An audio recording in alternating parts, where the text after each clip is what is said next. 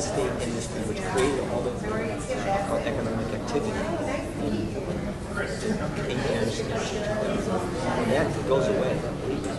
This was a great panel with CHCI, and I think the purpose of which was to sort of have an open and frank discussion about what spectrum reclamation policies might mean for folks who disproportionately rely on over-the-air television to get their local news and public service information. Latino homes completely over-index over-the-air viewing. You know, and one of the big issues, for example, I think the national average over OTA, over-the-air viewing, is about 10%.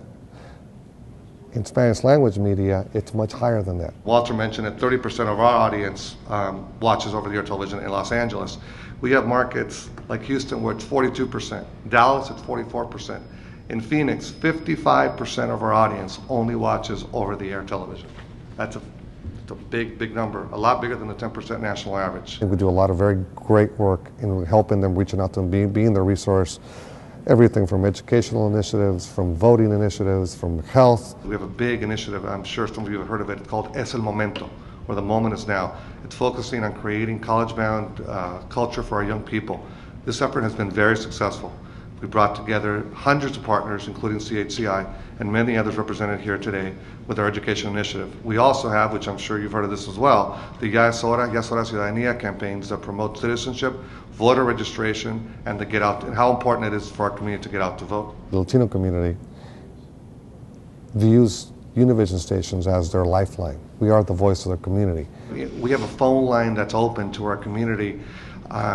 We get phone calls every day on, which really should be going to the police department, to the Mexican consulate, to 911. That we actually, it's kind of funny, not funny, but we tell our, you have to hang up the phone and call 911. I mean, because they call us first. They really depend and trust us with what we do. Any threat to our over-the-air signal would be very detrimental to them and us as a whole, and we would never want to have that happen. The discussion surrounded the importance of wireless broadband to the community and the importance of free and local television to the Latino community.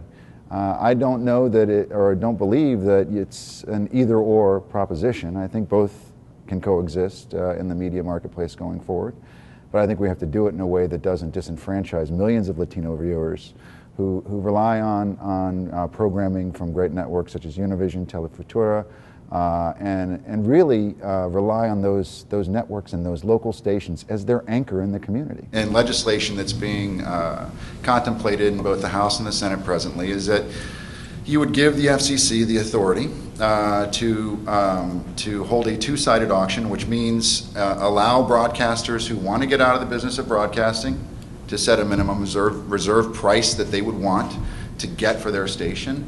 And generally speaking, if you got enough bids in a particular market, right, like in New York City, say there's 10 people that said, hey, I want to sell my spectrum. They could then go to an open market and they would have an auction for it, and the wireless carriers could bid on it.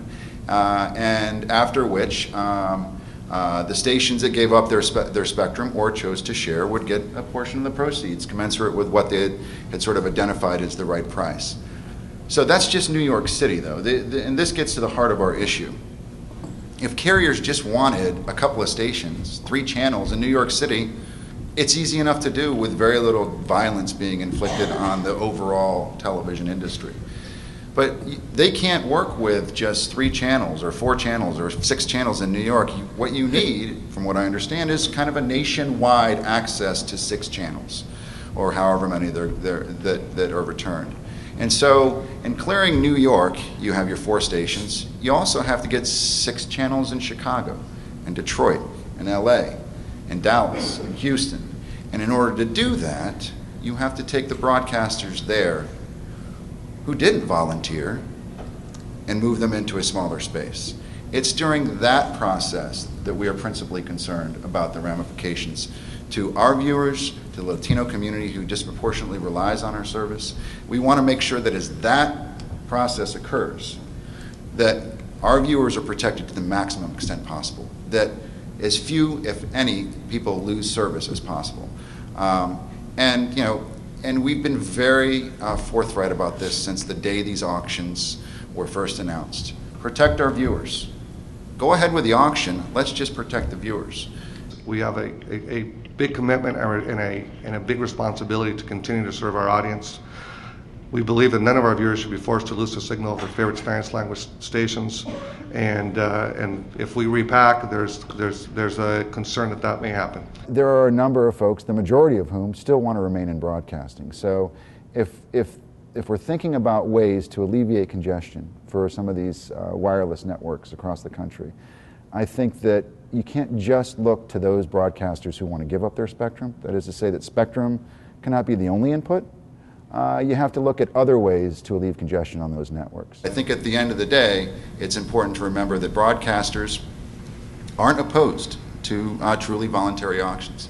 But truly voluntary auctions means that the folks who want to stay are protected as well.